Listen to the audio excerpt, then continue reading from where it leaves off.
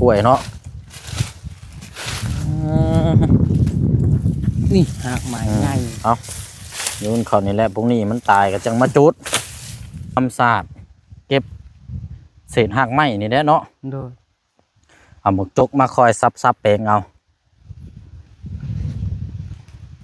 โอ้ยทำสีปุ๊กนี่กะเจ้าทางเอาแล้วก็เฮ็ดเป็นหม่องจูดเลยตัวนี้เนาะโดยเป็นเอาไม้เศษไม้ยูนเขานี่เลยโดยให้มันไหม้ให้มันห่าวแล้วก็ดึงจูดเลยบาดนี่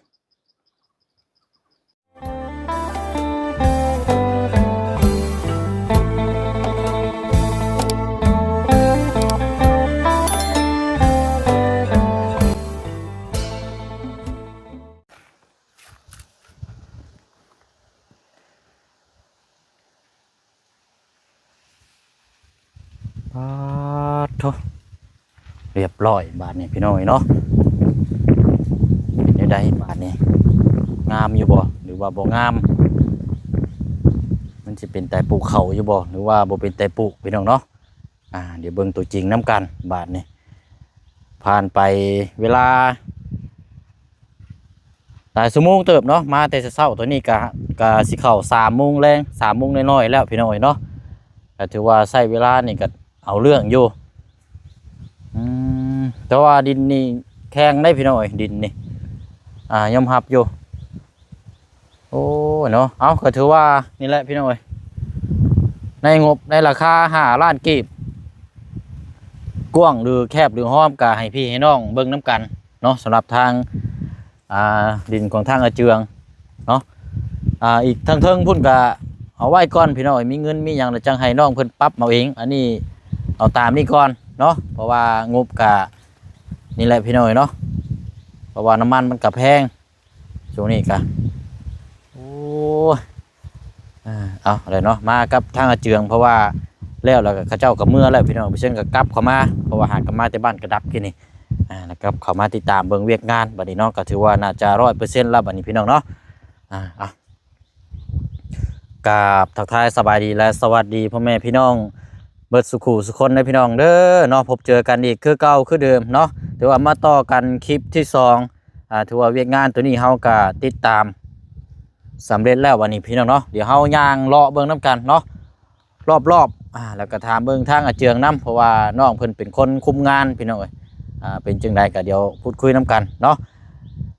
อันนี้ก็เวียกงานตัวนี้เนาะพี่น้องเนาะที่เฮามองเห็นนี่ก็เพื่ออยากให้ทางอาเจืองปลูกเขาเนาะจะเป็นไปปลูกเขาได้บ่หรือว่าจังไดก็ติดตามเบิ่งน้ำกันและพี่น้องเนาะอันนี้ก็ทางอาจารย์เนาะหรือว่าทางดวงตาจากฝั่งไทยพี่น้องเนาะสดซอยทางน้องเจืองพี่น้องเอ้ยเพื่อทำอาชีพเพื่อให้มีอยู่มีกินข้าวน้ำซ้ำปลาเนาะแต่ว่าน่าจะได้อีหลอกพี่น้องเนาะเขาซับแต่ว่าเขาก็แต่งเอาเนี่ยจังน้อยให้แล้วเพราะว่ามันแต่ว่าตามโมเสียงเดียวเบิ่งนี่คือรุดแบบกลงโค้งเคงแท้นี่เนาะมันคือแบบมาลงตรงเต้งแท้พี่น้องเอ้ยดินแข็งบ่นี่เนาะไปเนาะเดี๋ยวรอส้มเบิ่งน้ำกันเนาะเอาสบายดีเอาเป็นจังใดเนาะไอ้บุกเบิกแล้วอะไรงามบ่โอ้ยเนาะพวกพี่น้องเอ้ยเอาก่อนอื่นก็ดีใจน้ำเด้อน้องเด้อที่มีที่ดินสิได้ทำอาชีพเนาะปลูกข้าวได้อีดอกพี่น้องข้าวให้นี่แบบนี้หนึ่งมาเขาเครื่องตัดหญ้าเฮาก็มีเลยคำว่ามันมีหญ้านี่ก็ตัดรอบบ่นี่แต่ว่าบ่ต้องปลูกทีแต่ว่าเขาเจ้าอันแถวรอบๆนี่เฮาต้องเคลียร์เองได้บ่นี่เนาะเจืองเนาะโดยนี่เราเฮ็ดบ่ได้หรอวะจะปะอยู่พุ่นกับมันยากยังมันตันทางอีกเนาะโดยมีแต่ว่าให้มันแห้งแล้วเจ้าทางให้มันแห้งไผจูดเอาเนาะต่อดิมขอบตัวนี้พี่น้องดิมขอบตัวที่ว่ารุดนี่อันว่ากดโปดตัวพุ่นไว้ใช้แม่นยังอันนั้นน่ะมันเป็นตอไม้ใหญ่ตอไม้ใหญ่โดยโอ้ตอไม่รู้ว่าจักนี่เนาะบ่แม่นไม้ยังล่ะไม้แบบนี้ตอไม่รู้ใหญ่นำบ่ขุดเอาตอไม่รู้นี่ไปขายเด้เป็นราคาอยู่ได้พี่น้องสมมื้อนี้นี่ไปเนาะโดยย่างเลาะเบิ่งรอบๆพุ่นแหละพี่น้องกล้วยเนาะ นี่หากไม้ใหญ่ เอาโยนเขานี่แหละพวกนี้มันตายก็จังมาจุด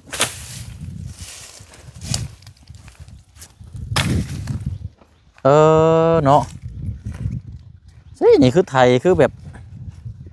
มันนั่นแท้นี่เจือง มันยากเด้ ฮะ มันมีต่อลาย เป็นนี่ได้ตามที่เจ้าเบิ่งคุมอยู่หน้างาน เจ้าว่าดินแข็งบ่ โดย ดินมันแข็งแล้วก็ต่อไม้อีกหากไม้อีก อืมดินแข็งต่อไม้หักไม้ลาย โดยเราก็ไทยซื้ออยู่แต่ว่ามันถึกหักไม้น่ะมัน ก็จะ ปิ้ว มันก็เป็นตรงเบี้ยวบัดนี้เนาะ โดย โอ้ คันยกล่องกันซื้อยกล่อง เออนี่เขาไถยันบากไปเสียเนาะ โดย บ่หักไม้ลายดีนี่เนาะ โดยหากก็เฮ็ดไม้ โอ้ เด้ พอได้อนี่อันนี้คุมเนี่ยค่ะอยู่เทิงนี่ มันเป็นอันนั้นห้องน้ำ ห้องน้ำไม่ชื่อบ่ล่ะ โดย อืมโอ้โอ้นี่ก็กว้างแล้วนี่ก็เนาะ โดย จูดพี่น้องเอ้ยแถวริมลุ่มมุ้งก็ให้มันตายแล้วก็จังมาจูดรอบ โดย ๆใครอยู่ดอกอยู่พี่นั่นเฮ็ดให้เฮ็ดสวนกับบ่ได้เฮ็ดหัวเนาะ โดย บ่เฮ็ดคือกันบ่ สัตว์บ่ อ่า มันบ่มีสัตว์เด้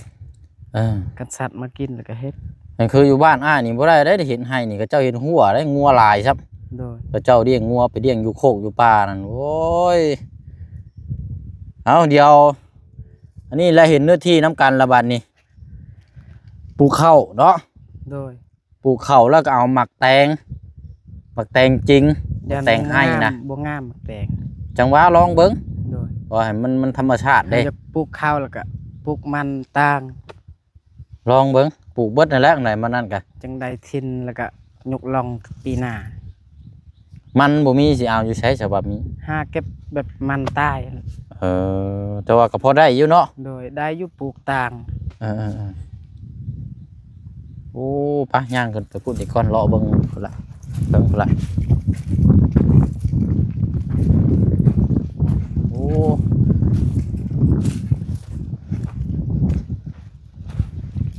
อืมโอ้ตาย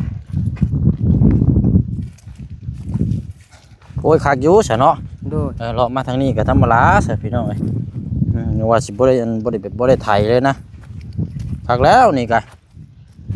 อืม ก็มันอ่อนอยู่บน อ่อนเนาะ โดย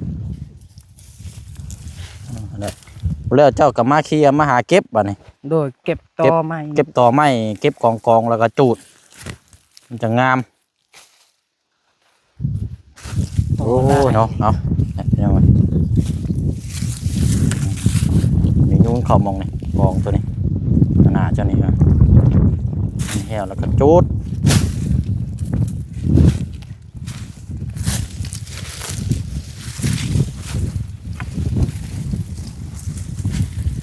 บ่ได้เอามาพา เดี๋ยวต้องค่อยเฮ็ด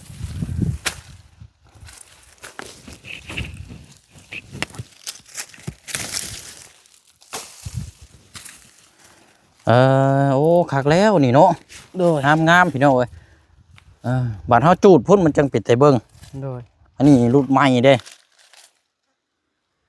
แถวเทิงที่ป้าทึบถึงเทิงพุ่นก็แม่นเบิดเลยเนาะ โดย สุดแล้วก็ขึ้นไปมองให้ที่เจ้าทางหั่นเนาะ โดยเราก็ยังอยากทางอยู่ตัวนี้ อยากทางประมาณ ไปย่างเข้าไปห่มมันอีกก่อนจังหน่อยก่อนมันแดดแห้งพี่น้อยมันปุ้ยมันว้าวเลย แบบนี้เขาบ่อันนั้นบ่ไทยมันทึกต่อนี่ ต่อเนาะป้าโต มันก็ยาก พอมาเบิ่งทางนี้คือว่าธรรมดาอยู่เนาะ โดย ถือว่าโอเคอยู่พี่น้อยงามอยู่คักอยู่นี่ตัวนี้กระจุดนี่เนาะ โดย อันนี้สวนกล้วยไปใส่ตัวนี้ละ กล้วยห้าวกล้วยตัวหักษาตอนมัน6ลายนะทางกับน้องหัน มอฟังนั่นนะแม่นบ่เลยบ่ บ่แม่นพังนั้นส่วนเขา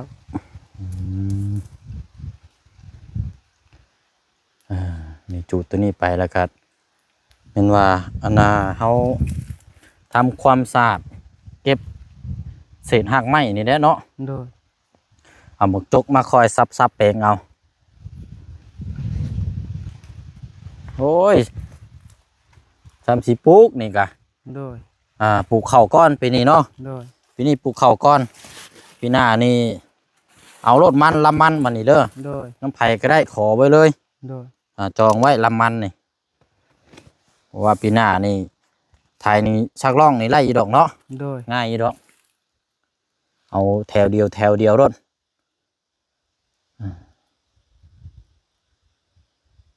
เพราะว่าปีนี้นี่เฮาไทยได้ปีหน้าไทยก็ช่วงสิบ่ยากปานใดหรอกเนาะ โดย เสียหลายเนาะน้องฮังบ่ได้มานำเนาะ โดย บัดบ่มีคนเอาอันพลักบัดนี้เนาะ ผู้เดียวเฮาแหละเฮ็ดตัวนี้คอยเฮ็ดพุ่นเมื่อกี้นี่กระทางตัวนึง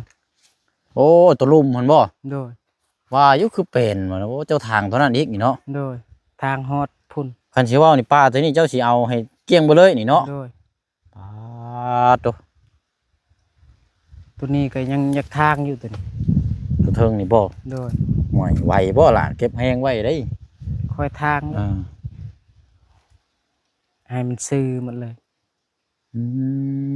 กล้วยตัวนั้นก็เอาไว้บ่ล่ะบัดนี้ ตัวนั้นเราเฮ็ดบ่ได้ยานถึกมัน มีแต่เจ้าไปแต่งเอาซะเด้อ โดย บ่เอาลงกระยากล้วยน่ะแต่งเอาไว้มันมีหมากอยู่เด้น่ะ โดย แต่งให้มันงามๆแล้วก็ให้มันเป็นหัวซะเนาะ โดย อันน้องหังมาเบิ่งนี่สิอ้ายบ่จักนี่เนาะ โดย น้องห่างก็ยากอยู่อ่ะ เราก็อยากไปอยู่หรอ มื้อนั้นนายถามอยู่ได้ว่าน้องหังไปบ่มื้อเขาเจ้าบุกเบิกสวนอยากไปอยู่เฮาอยากไปอยู่เลยไปกับมาเจืองว่าซั่นแต่ว่าก็คือว่าเนี่ยมันยากเนาะ โดย หนึงมาท้องแน่บัดนี้ โดย ท้องก็ใหญ่พี่น้องบัดน้องพลักอีกบัดนี้รถ โดย มันอากาศมันบัดร้อนเนาะ โดย มันบ่สมเหตุสมผลปานใดหยังก็เอามีแต่ว่าวันโอกาสดีๆจังพาเรามาเบิ่งเนาะ โดย คอยมาเบิ่งนี่แหละ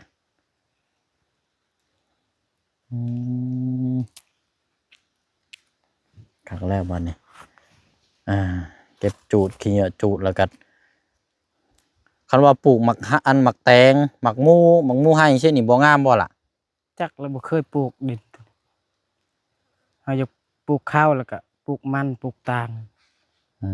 ก้นปีหน้านี่ก็ได้ทินสักล่องนี่ ว่าปลูกหมากแตงปลูกหมักมูเช่นนี้มันได้กินเด้หมักมูให้หมูธรรมชาตินะบ่เอาได้หมักมูอันชื่อในตลาดมาปลูกมันบ่เป็นได้มันบ่เป็นหมากได้ โดย มันต้องเอาหมักมูให้มาปลูกคล้ายๆแบบคือข้าวอะนะคือข้าวให้ข้าวคือชุมเจ้าปลูกมันต้องเอาข้าวพันธุ์มันนี่รอมาปลูกมันจะงาม โดย ถ้าเอาไปข้าวคืออยู่แถวบ้านอ้ายข้าวให้ข้าวนามาปลูกก็บ่ได้คือกันมันก็บ่งาม โดย นี่ก็สิประมาณเดียวกันนั่นแหละ ตัวนี้ถ้ามันแห้งแล้วก็จูด มันแห้งจูดรถละนี่ได้เบิดนี่จูดว่านี่ก็เป็นกับเบิ่งก็งามแล้วบัดนี้โอ้ยเนาะคักๆแล้วนี่พี่น้องดีใจน้ำน้องเพิ่นหลายเอาคือว่าเป็นเวียกงานต่อที่เฮาติดตามมาเกือบอาทิตย์หนึงเนาะเจืองเนาะ โดย มื้อนั้นมื้อนี้มื้อนี้มื้อนั้นอยู่เดี๋ยวอันนั้นเป็นเดี๋ยวนี้เป็นอยู่ โดยตัวนี้ โอ้ย เราก็ สะ ยังจมอยู่แล้วว่ะ ยังละว่าลบอีก5 ล้าน บ่หนึ่งมามันก็หกในเนาะยอมรับอยู่มันหกแล้วก็ต่อกระลาย โดยเราก็ตีนซอดเนี่ยกินนี่ รถตีนชอดอีก โดย เอ้า บันหักอันนั้นอีกหักเหล็กตัวเขาเฮ็ดอันนั้น ตัว ไทรอยด์ ต่ำบ่ไทรอยด์บ่ต่ำโตเนาะ โดย เพราะตอนที่ว่าอ้ายเข้ามาตอนรอบเช้าเราจมแล้วเนาะ โดย ต่อร้ายบ่าวเราอ่ะต่อร้ายเราอ่ะว่ะยังบ่ทันฮอดใช้ว่าต่อร้ายแล้วอ่ะเอาบาดนี้เรียบร้อยแล้วมอบหน้าที่ให้เจ้าแล้วบาดนี้เด้อ โดย สร้างให้เป็นปุ๊กให้ขึ้นได้เพิ่นห้องเนาะ โดย เดี๋ยวอ้ายสิมาติดตามเบิ่ง โดย ยังบ่ทันได้จบเด้ ติดตามเบิ่งปลูกข้าวที่ปลูกหยังก็แล้วขึ้นอยู่กับเจ้าบัดนี้ โดยให้พ้นตกก้อนจังสักเขานี่ แต่ข้าวนี่จังไดก็งามอยู่แล้ว โดย บ่ต้องห่วงหรอกอันนี้นะข้าวนี่จังไดก็งามอยู่แล้ว จุดขี้เหงื่อไปน้ำเนาะมันจะงาม โดย อืม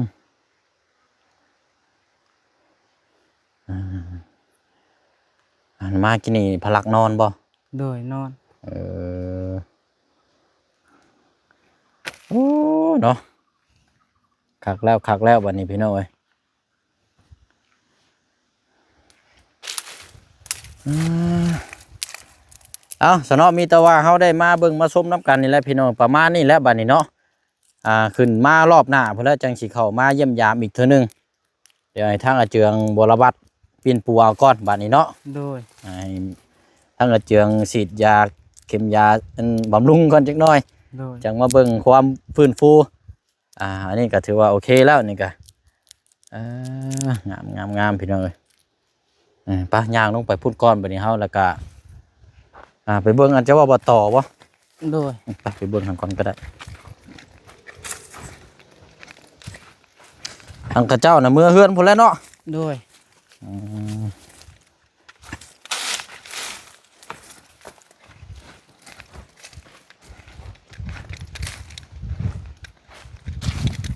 ป้าต่อหลายดีนี่ดินมันบ่เคยไถเนาะ โดย มันปกติเลยพี่น้อยปีหน้านี่จังไทยจังสิง่ายอยู่ต่อว่านี่คือโพน ต่อแล้วก็มันเป็นโพนอีก ต่อแล้วมีโพนนำบ่ โดย มันได้ต่อ ใช่ อยู่ลุมมันกกมันง่ายหากมันง่าย โอ้พอเราจังบ่กล้าแล้วนี่เนาะ โดย ตำเทื่อสิล่มลงนี่ก็ว่าน้ำมันเบิดหลายลิตรอยู่เด้นี่ โดยบ่เป็นหยังเขาทางเอาละ แต่ว่ามันละเจ้าทางเอาแล้วก็เฮ็ดเป็นหม่องจูดเลยตัวนี้เนาะ โดย เป็นเอาไม้เศษไม้ยูนๆเขานี่เลย โดย ให้มันไหม้ให้มันห่าวแล้วก็ดึงจูดเลยบาดนี่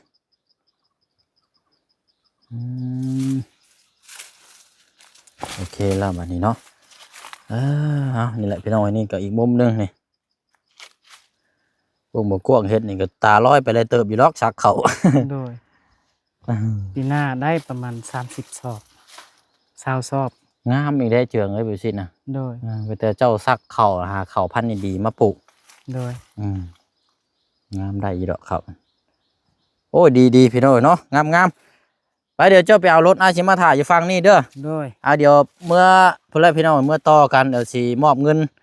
ให้ทางอาเจืองทางน้องห้างและให้ทางอาเจืองไปให้ทางกระเจ้าต่อ โดย เพราะกระเจ้าเมื่ออะไรพี่น้องเนาะเอาย่างมาเลาะทั้งนี้เด้อ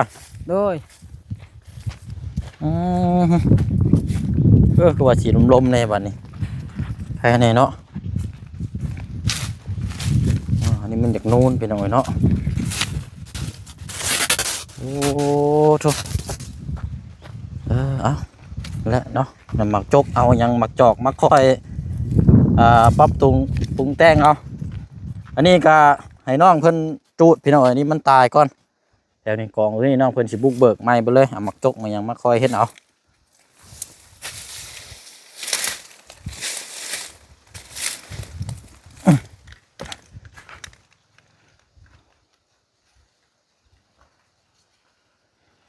ป้าแถวนี้ก็แม่นนี่เนาะ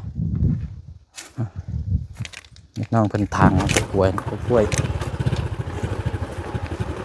เป็นหมากงาม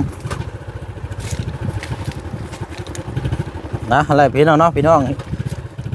เห็นจังไรก็คอมเมนต์ได้เด้อพี่น้องเด้อเนาะสำหรับทางบุกเบิกที่ดินของทางอาเจืองเนาะงามบ่หรือว่างามจังไรก็นี่แหละพี่น้องไปเบิ่งน้ำกันเนาะไปเฮาบัดนี้เมื่อเดินทางมื้อเฮือนพี่น้องเอ้ยเดี๋ยวสิมอบเงินให้ทางอาเจืองไปมอบต่อแล้วก็ให้ทางน้องๆเพิ่นขอบคุณขอบใจทางอาจารย์ โดย โอ้อันนี้กับพอแรกขึ้นมารอบหน้าพอแรกจังคุยเบิ่งน้ำกันเนาะประมาณเบิดบ่มันงามแป๊บเดียว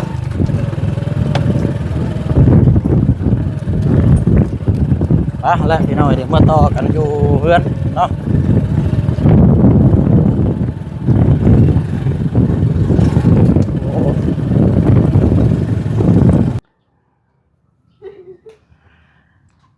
มาแต่ทางใดนี่เฮ้อโอ้เนาะแดดฮ้อนป่านนี้ก็พูดแล้วนี่ อ้าว ป้าอยู่ไหนป้าเด้อ เอาโอเคซะเนาะมานั่งนี่ก่อนบัดนี่ เนี่ย เป็นจังไดเนาะ สบายตาสบาย อืม พุ่นเราตามมาพุ่น ใช่พอดีแล้วซะเรามาก็ได้เอาแต่ให้เรานับเบิ่งเงินได้เพราะอ้ายกดเงินสดมา โดย ให้เรานับเบิ่งก่อน มาพี่เด้อ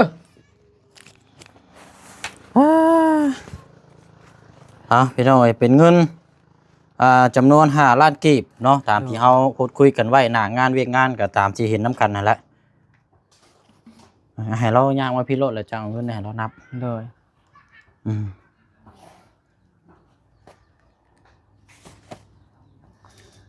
ไอ้มาพี่เงินนี่ มาหับเอาเงินก่อนมันอย่ามานับเบิ่งได้เงินสดคันคำว่ามันบ่พอแล้วมันสิอันนี้ได้บัดเมื่อบ้านอะไรมันยากได้ โดย เนาะพอดีแล้วสามารถนั่งนี่ก่อนก็ได้ว่าเดี๋ยวเสียเอาเงินให้แล้วก็นับเบิ่งก่อนเพราะว่ามันเป็นเงินสดเด้มันยันมันบ่พอถ้ามันเกินเนี่ยก็ใครอยู่ดอกคันเงินโอนใครแน่ ยังไปเบิ่งหน้างานอยู่ หากมาแต่พูดแล้วกินยับมาพี่น้องห้างเจ้านะ อ่ะนี่นั่ง นั่งนี่ก่อนก็ได้เนาะอยู่ดีมีแห้งพี่น้องเนาะสบายดี โดย เจ้าน่ะเป็นคนมาแต่ชัยยะบ่ แม่น สุราน่ะมาแต่ทางนั้นเนาะอะไรก็เป็นเวียกงานสำเร็จเรียบร้อยเลยไปเบิ่งกินนี่ก็โอเคงานก็คักอยู่แต่ว่าดินมันอยากแข็งบ่เปล่า โตไล่ เนาะแมนยูตอนี่ลายขนาดเลย โดย ไอ้ก็ยาก ปกติเฮ็ดอยู่ส้มคันมันก็ยังว่านั่นกันแล้วซอยหนึงนี่มันยากจนเฮา2-3โมง ตอมันลายเนาะ โตมันไล่ รอบหน้าไปแล้วอีกถ่ายอีกทีนึงเนาะจังสิง่ายเนาะ แม่นรอบน้ รอบนี้ ำสิใครได้ดอกเพราะว่าดินมันก็แข็งแน่ โดย เฮ็ดยากแน่ นั่นเนาะก็ถือว่าจังให้ทางเจ้าของเพิ่นคอยปรับปรุงเอาอีกนิดนึงบาทนี่ โดย เนาะเป็นเงินสดจำนวน5 ล้านกีบ โดย ทางเงินทางอาจารย์เด้ออาเจืองเนาะเอาโนมือเอาขอบใจเด้อ เอาได้อันขอแคปหน้าจอนะยกขึ้นได้เด้อหนึ่งสองโอเคเอาละมีแต่ว่าให้ทางอ้ายเพิ่นลดจากการนับเบื้องก่อนเพราะว่าเฮาย่านมันบ่พอมันเป็นเงินสดการว่าเงินโอนนี่บ่ยากดอกมันขึ้นสลิปแล้วตัวเลขกับบาทเดียวเลยนะ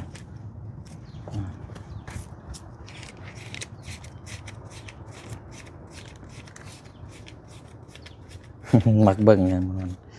สอง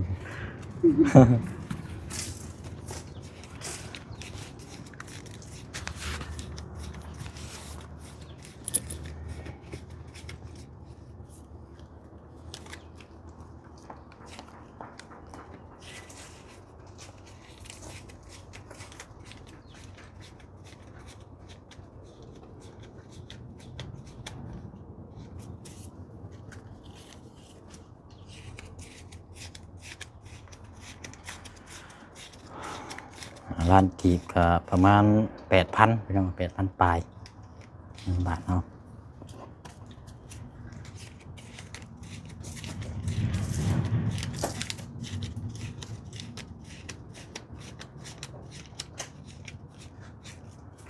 เรียบร้อยเนาะ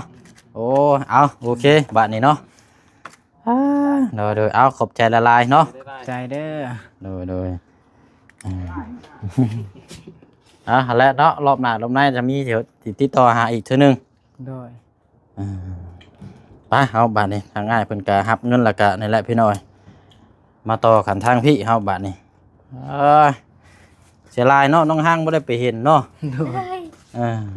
เอาไว้มื้อใดว่างทั้งอาเจิงพาไปเบิ่งเด้อ โดย ไปเบิ่งหม่องเฮ็ดข้าวเฮ็ดน้ำบาดนี้เฮ็ดอยู่เฮ็ดกินมันเป็นไปได้นั่นหาไม้เนี่ยปลูกเถียงน้อยอยู่หั่นซาจักเถียงนึง โดยเฮาว่าอยากเฮ็ดเที่ยงแหละนะ เฮ็ดเถียงส้นเช้าพอได้นั่งพักผ่อน โดย มันคืออ้ายไปดินไปเที่ยวพอได้มีหม่องส้นแน่นะ โดย มันก็สิง่ายอันนี้โดดปุ้ยมองไปทางใดก็ฮ้อนซ้ำแสบบีโอ้ ไหวแล้วอันนี้ว่ะ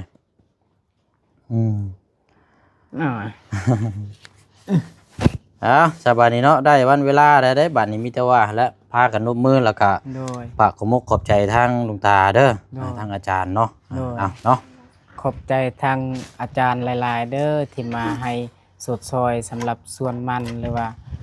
เฮือนซ่านลานแปนก็ถือว่าขอมุกขอบใจทางอาจารย์หลายๆเด้อขอให้อาจารย์อยู่ดีมีแฮงเด้อให้อยู่เย็นเป็นสุขให้สุขทางกายสบายทางใจเด้ออาจารย์เด้อขอให้นอนหลับขอให้ได้เงินหมื่นตื่นมาขอให้ได้เงินแสนเงินล้านเด้ออาจารย์เด้อขอให้อยู่ทำธุรกิจอย่างการงานอย่างก็ขอให้พัฒนาขอให้สำเร็จ ขอให้สำรวจปลอดภัยเด้อสาธุ ทางโรงหางเนาะทางเมปุ้ง อาจารย์ ขอบุญขอบคุณทางอาจารย์เด้อขอให้อาจารย์อยู่ดีมีแห้งขอให้อายุมันคนยืนสุขกายสบายใจนั่นหลับคอยได้เงินหมื่นตื่นมาคอยได้เงินแสนพัฒนาสิ่งใดขอให้เจ้าได้สิ่งนั้นขอให้สุขภาพร่างกายแข็งแรงตลอดปีเลยตลอดไปสาธุ ขอบใจทางเบาเสียงนำแล้วก็FC แล้วก็ทีมงานเบาเสียงเด้อขอให้อยู่ดีมีแห้งอยู่เย็นเป็นสุขเด้อไปทางใดมาทางใดก็ขอให้สำรวจปลอดภัยให้เทวดาคุ้มครองเด้อสาธุ เอาได้บัดนี้เนาะ โดย พากันเบิ่งบรวัตเอาได้บัดนี้เด้อ โดย ยังว่ากันอีกพุ่นละ3-4 มื้อพุ่นละอ้ายสิขึ้นมาใหม่ โดย มันมีเวลาจังสิไปติดตามเบิ่งนำกันอีกเท่านั้นกะแต่ว่าจบจากนี้อ้ายก็สิคนละไปหาทางน้องหลอกแค่ก่อนอยู่บ้านกระดับก่อนงั้น โด ดี ย เอาละเด้อฮักแพงเบิ่งแย่งกันได้ไปก่อนบัดนี้เด้อ สบายดี โอ้ยเอาไปบัดนี้หาอาบน้ำอาบในเจือนกันเนาะ โดย ครับตามเวียกแต่เช้าเพิ่นพี่น้อยเมื่อยแล้วเราก็อ่อนแฮงเนาะไปก่อนบ๊ายบาย โดยบาย มา บาย ได้มื้อได้สิได้เจอกันบัดนี้ไปอะไรเนาะ โดย เอาวันนี้พี่น้องเนาะนี่ละวันเวลามันบ่ได้รอท่าไผพี่น้องเนาะตอนที่แรกว่าสิบ่ได้เฮ็ดบัดเฮ็ดแล้วก็แป๊บเดียวแล้วเรียบร้อยแล้วบัดนี้พี่น้องเนาะโอ้ยเอาเนาะมีแต่ว่ายินดีกับทางอาเจืองแล้วก็ทางน้องฮังเนาะที่จะได้มีที่ดินเอาไว้ปลูกสร้างดินในครอบในครัวพี่น้องเนาะก่อนอื่นก็ต้องขอมกขอบใจขอบคุญขอบคุณเนาะสาธุโมทนาบุญกับทางอาจารย์เนาะที่มอบหมายมอบงานเนาะส่งเวียกงานให้ทางผู้เสนี่เป็นสะพานบุญให้เนาะแต่ว่าเป็นเวียกงานที่สำคัญอีกเคสหนึ่งเนาะจังไดก็ขอให้อยู่ดีมีแห้งเนาะให้ร่ำให้ด้วยสุขกายสบายใจเนาะเป็นลมโพลมไส้ให้ลูกให้หลานแบบนี้ตลอดปีและตลอดไปเด้อเนาะแล้วก็พ่อแม่พี่น้อง FC เฮาเนาะเบิดสุขุสุคนที่ติดตามเวียกงานตัวนี้เนาะตั้งแต่ต้นจบจนฮอดคลิปนี้เนาะพี่น้องเนาะโดยขอบใจละลายได้พี่น้องเด้อเนาะลำได้ด้วยเนาะเบิดสุขุสุคนไปมาทางใดก็ขอให้มีแต่ตลอดและปลอดภัยบ่ให้เจ็บบ่ให้ขาดบ่ให้เจ็บบ่ให้จนให้มีแต่ความสุขความเจริญทางกายสบายใจลืมเลยน้องเอามาให้แน่อะไรพี่น้องเนาะลำได้ด้วยเบิดสุขุสุคนบ๊ายบายพ่อกันในคลิปหน้าสบายดีเด้อพี่น้องเด้อเนาะเอาอะไรดีใจน้ำจนลืมร่มน้อยพี่น้องเอ้ย